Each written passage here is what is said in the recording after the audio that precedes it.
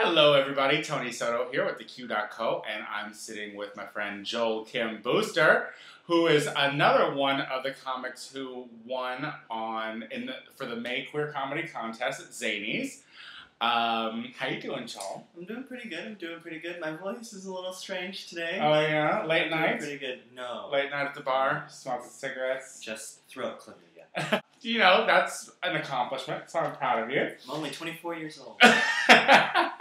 So, Joel, let's talk about you, because you're a fairly new comic on the scene in Chicago, right? Mm-hmm. So how long have you been at it? Since August of last year, so a little on like 9 months or so. Okay. Yeah, in August. Okay. And how have you been received since you started, do you think? I feel really lucky. I feel like I got really lucky in that the right people saw me at the right times, at different open mics, and obviously the contest in 2011 in November, having Adam see me then and was really a big break for me because he's been really helpful in kind of getting my career off. Because this isn't the first time that you've won the Queer Comedy Contest. No, it's the second time I've won.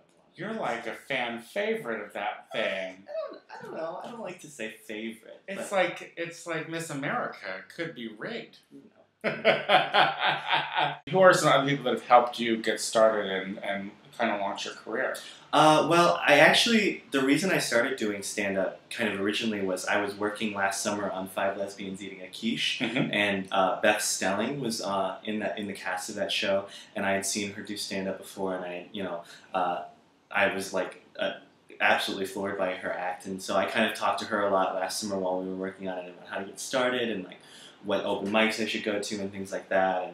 And so Beth was huge in getting me started, and Mo Welch too, who is in LA now, was another female comedian that I looked up to a lot. I go and see the Mo show a lot, and she also was one that gave me a lot of really great advice when I started. Now, what's your background? Because I don't imagine that you do you just jump right into stand-up?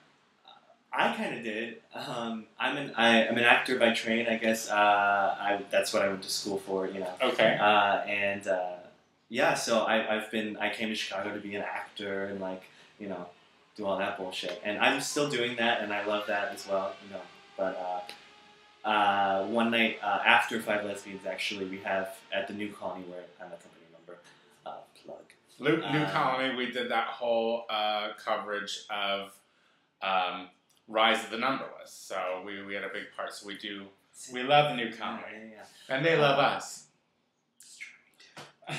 But we do an after hours kind of variety show kind of thing after called The Experiment, and we do that after some of our shows, and a lot of our friends are improvisers and comedians and musicians and things like that, and it's just a chance for us to showcase not only company members but friends of the company too. And they were looking for acts, and I said I'll do stand-up, and I'd never done it before, and I was really nervous, but it was a really safe place, I felt, to do it in front of a lot of friends and people who I like, and who would at least lie to me and tell me about it. So what can people expect when they see your stand-up? What's your material? What do you focus on?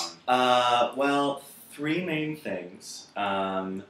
Being Asian, primarily, or rather not being Asian on the inside. Well, what do you mean by that? I was adopted when I was a baby by two second-generation German immigrants. So just white as a fresh sheet of snow, those two. So my whole family. So I don't. So I talk a lot about that because that's an interesting experience for me. People have a lot of expectations because of these guys.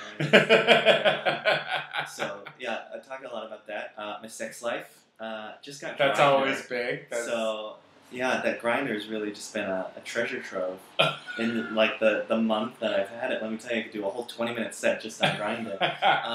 It's changing lives. It's changed my life.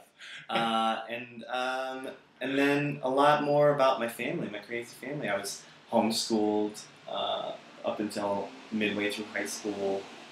Super religious parents. So just a lot of I really can't run out of. So, what are you wanting to see happen with this? What doors are you hoping the stand-up opens? Are you where you want to be?